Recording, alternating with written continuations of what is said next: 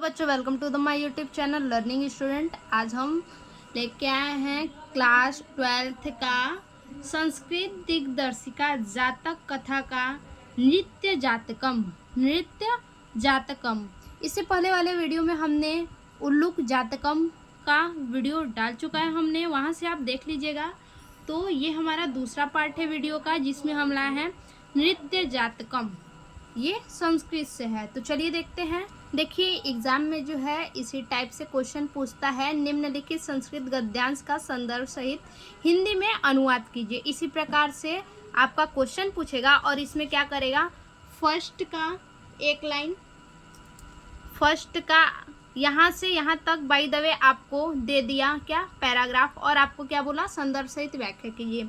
तो फर्स्ट का एक लाइन लिखेंगे और लास्ट का बीच में डॉटेड दे देंगे। जैसे आप देखिए आपको इस प्रकार से डॉटेड करना होगा। और संदर्भ देखिए क्या लिखेंगे, संदर्भ लिखेंगे प्रस्तुत गद्यांश हमारी पाठ्य पुस्तक संस्कृत दिग्दर्शिका के जातक कथा पाठ से, यहाँ उल्लू का जातकम नहीं नृत्य जातकम होगा।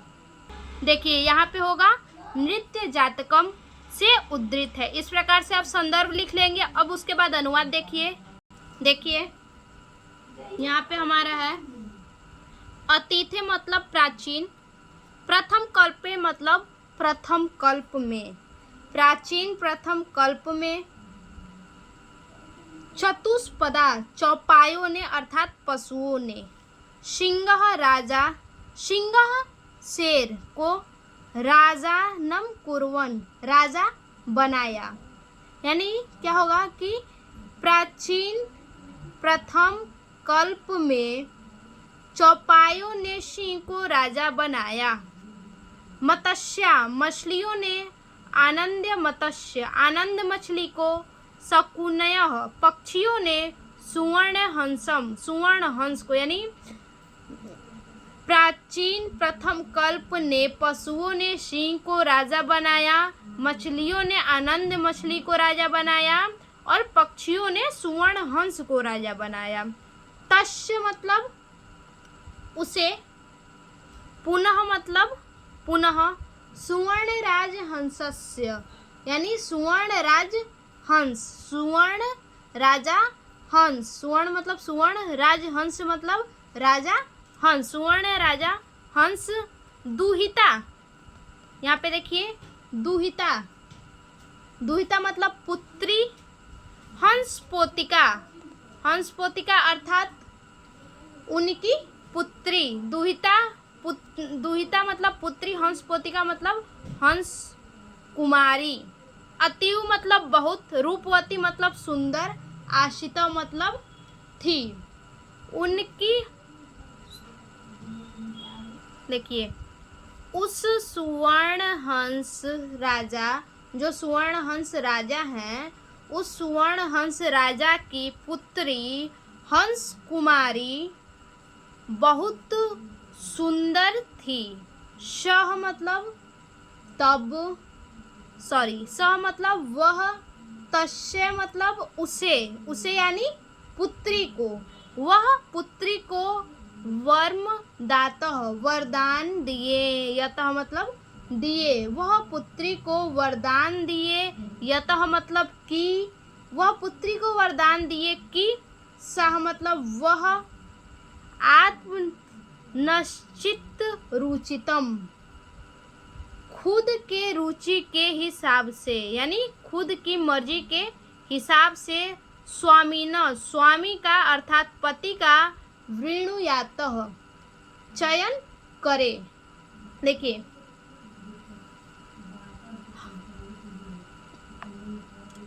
वह हंस पोती को वरदान दिए, क्या वरदान दिए कि वह खुद के रुचि के हिसाब से, खुद की इच्छा के हिसाब से अपने स्वामी का, अपने पति का चयन करे।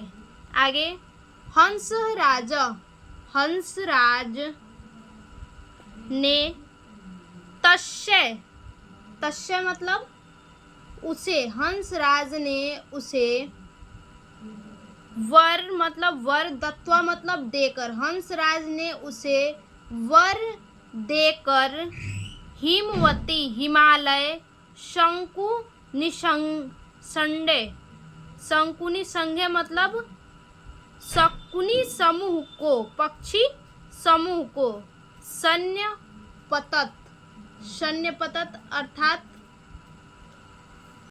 आमंत्रित किया। सैन्य पतत अर्थात आमंत्रित किया।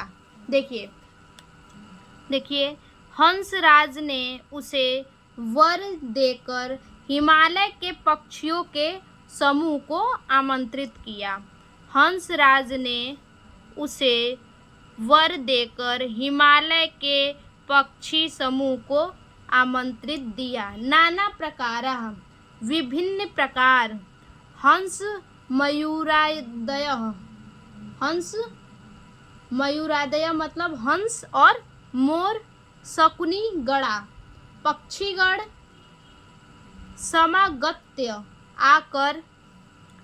विभिन्न प्रकार के हंस मोर शकुनीगण आकर एकस्मिन एक महती विशाल पाषाण तले पत्थर तल या शिला तल।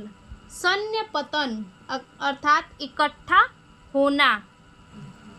उसके आमंत्रण पर विभिन्न प्रकार के, उसके आमंत्रण पर, किसके आमंत्रण पर? हंसराज के आमंत्रण पर विभिन्न प्रकार के हंस मोर पक्षीगण आकर एक विशाल शिला तल पर इकट्ठा हुए। हंसराज आत्मनः अपने, हंसराज अपने चित्तरुचितम अपने मन पसंद आगत्य आकर इति अर्थात। देखिए एक बार फिर से। हंसराज आत्मनः अपने चित्तरुचितम अपने मन पसंद स्वामिकम स्वामी को आगत्य आकर वृणुयातः चयन कर लो। इति ऐसा दुहितर मादि देशः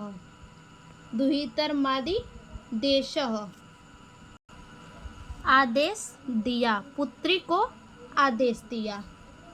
देखिए हंसराज ने पुत्री को आदेश दिया कि, हंसराज ने पुत्री को आदेश दिया कि वह आकर अपने मन पसंद स्वामी अर्थात पति, वह आकर अपने मन पसंद पति का चयन करे। शाह वह शकुनी संगे मतलब पक्षी समूह को अवलोकयन्ति देखकर, वह पक्षी समूह को देखकर मणि वर्णग्रीवः नील मणि के रंग का गर्दन, यानी मणि के रंग का गर्दन, ग्रीवा मतलब गर्दन, चित्र प्रेक्षण विचित्र पंखों वाले, मयूरः मोर, दृष्टवा देखकर, अयः यह, मैं मेरा, स्वामी को स्वामी, भवतु है, इत्यभासतः यह बोलती है। देखिए सा मतलब वह कौन? हंस कुमारी।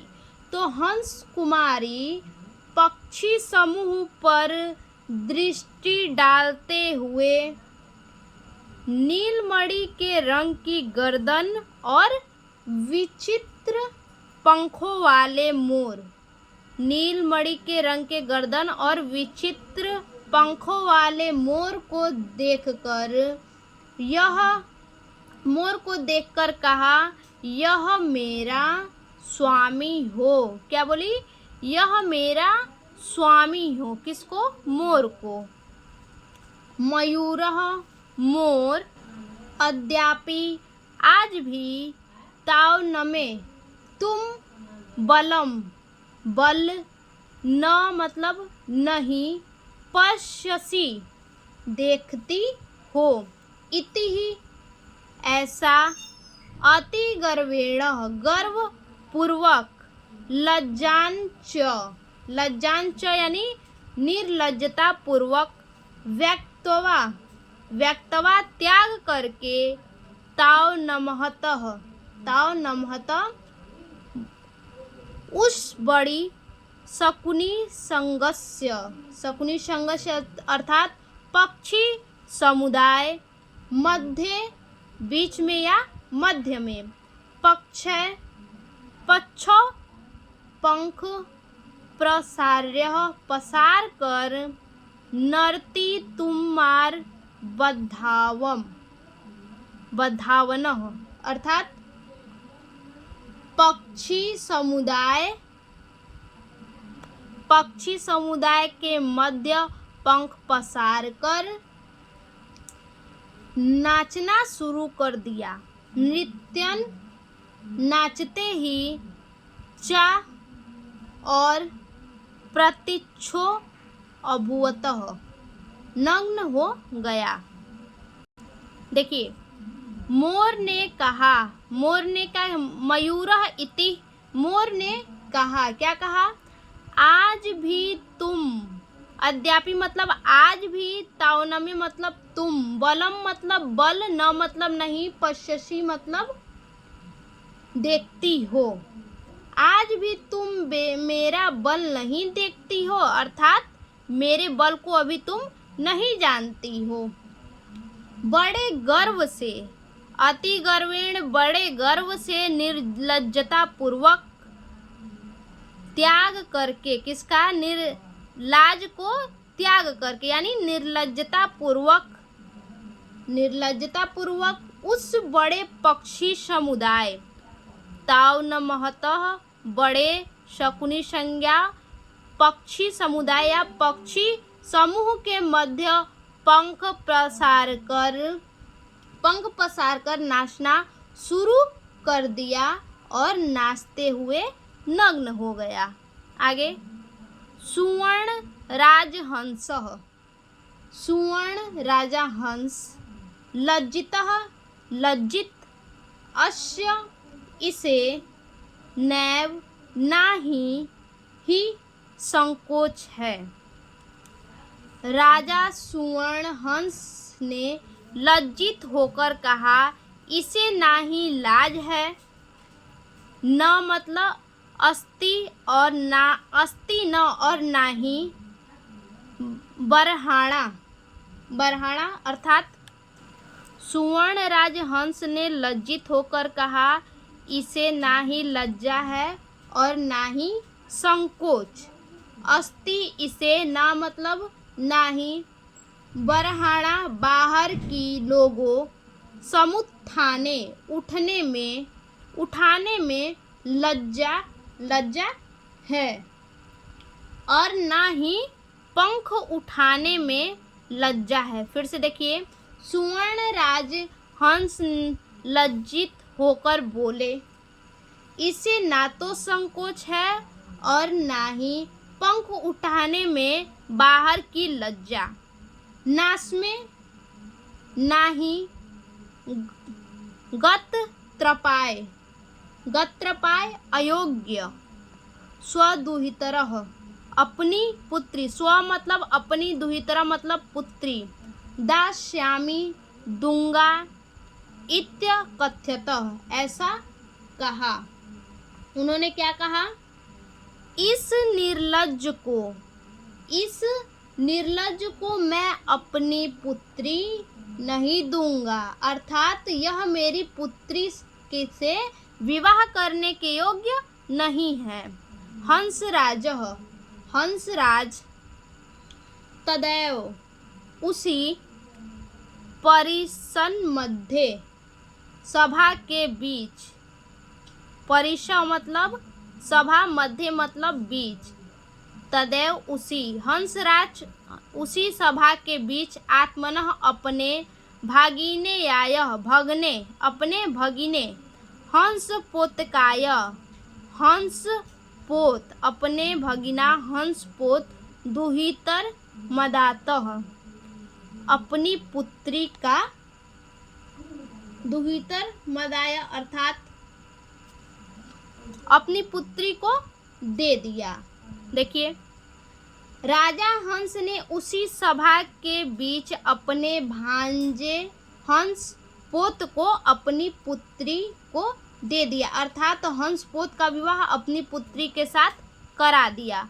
मयूरो मोर हंस पोतिकाम प्राप्य, हंस पोतिका को न प्राप्त करके, हंस पोतिका मतलब हंस पोतिका को म प्राप्य न प्राप्त करके, मोर हंस पोतिका को न प्राप्त करके, लज्जित होकर, तस्मातः उस स्थान से, पलायित पलायन हो गया अर्थात चला गया। मोर हंस पोतिका को न प्राप्त करके लज्जित होकर उस स्थान से चला गया। हंस राजो अपि हंस राज भी, हष्ट मानस प्रसन्न होकर प्रसन्न मन से, स्वगृहम स्व मतलब अपने, गृहम मतलब घर, अपने घर, अगच्छत चले गए। राजा हंस भी प्रसन्न मन से अपने घर को चले गए। देखिए, इस प्रकार से संदर्भ लिख लेंगे। उसके बाद क्या है, अनुवाद देख लीजिए। प्राचीन प्रथम कल्प में चौपायों ने सिंह को राजा बनाया, मछलियों ने आनंद मछली को और पक्षियों ने सुवर्ण हंस को राजा बनाया। उस सुवर्ण हंस राजा, जो सुवर्ण हंस राजा है, उस सुवर्ण हंस राजा की पुत्री हंस कुमारी बहुत सुंदर थी। वह उसे किसे, हंस पोती को, वह उसे वरदान दिए कि वह खुद के रुचि के हिसाब से स्वामी अर्थात पति का चयन करे। हंसराज ने उसे वर देकर हिमालय के पक्षियों के समूह को आमंत्रित किया। आगे, उसके आमंत्रण पर विभिन्न प्रकार के मोर, हंस आदि पक्षीगण आकर एक विशाल शिला तल पर इकट्ठा हुए। हंसराज ने पुत्री को आदेश दिया कि वह आकर अपने मनपसंद पति को चुने। देखिए, पक्षी समूह, हंस समूह और जो भी मयूर वगैरह सब लोग थे, सबको राजा ने बुलाया और एक विशाल शिला पर इकट्ठा होने को कहा। सब लोग इकट्ठा हुए एक जगह पर। तो हंसराज अपनी पुत्री हंस कुमारी को, हंस पोतिका को आदेश देकर बुलाते हैं कि वो आकर के अपने मनपसंद स्वामी का चयन करे, मनपसंद पति को चुने। हंस कुमारी आती हैं और क्या करती हैं, देखिए, पक्षी समूह पर दृष्टि डालते हुए नीलमणि के रंग की गर्दन और विचित्र पंखों वाले यानी रंग बिरंगे पंखों वाले मोर को देखकर कहा, क्या कहा, यह मेरा स्वामी हो। उसके बाद मोर ने क्या कहा, आज भी तुम मेरा बल नहीं देखती हो। देखिए, मोर को क्या हो गया, घमंड हो गया। हंस पोतिका जब मोर को बोली कि यह मेरा स्वामी हो, तो इसे मोर को क्या हो गया, ओवर कॉन्फिडेंस हो गया कि क्या कि हंस पोतिका जो है इसे अपना वर चुनी, इसे घमंड हो गया। देखिए, मोर फिर घमंड में आके क्या बोल रहा है, आज भी तुम मेरा बल नहीं देखती हो। बड़े गर्व से निर्लज्जता पूर्वक उस बड़े पक्षी समुदाय के बीच पंख पसार कर मोर जो क्या होता है, नाचना शुरू कर दिया और नाचते हुए नग्न हो गया, यानी वो नाचने में बिल्कुल लीन हो गया। आगे देखिए, राजा सुवर्ण हंस ने लज्जित होकर, जब मोर नाचना शुरू कर दिया निर्लज्जता पूर्वक, तो राजा सुवर्ण हंस लज्जित हो गए और लज्जित होकर बोले, लज्जित होकर कहा, क्या कहा, इसे तो ना संकोच है और ना ही पंख को उठाने में बाहर की लज्जा है। इस निर्लज्ज को मैं अपनी पुत्री नहीं दूंगा, अर्थात यह मेरी पुत्री से विवाह करने योग्य नहीं है। आगे, राजा हंस ने उसी सभा के बीच अपने भांजे हंसपोत, राजा हंस का एक भांजा होता है जिसका नाम है हंसपोत, हंसपोत को अपनी पुत्री को दे दिया, अर्थात हंसपोत का विवाह अपनी पुत्री के साथ करा दिया। मोर हंस पोतिका को न प्राप्त करके उस स्थान से चला गया। लज्जित होकर के मोर जो है कि लज्जित होकर उस स्थान से पलायन कर गया, चला गया। हंसराज भी प्रसन्न मन से अपने घर को चला गया। तो आज के लिए हमारा ये चैप्टर जो है समाप्त हो गया, जातक कथा। अगर ये वीडियो अच्छा लगे तो लाइक कीजिए, कमेंट कीजिए, आगे अपने दोस्तों को भी शेयर कीजिए। फिर से मिलते हैं अपने एक और वीडियो में, तब तक के लिए धन्यवाद।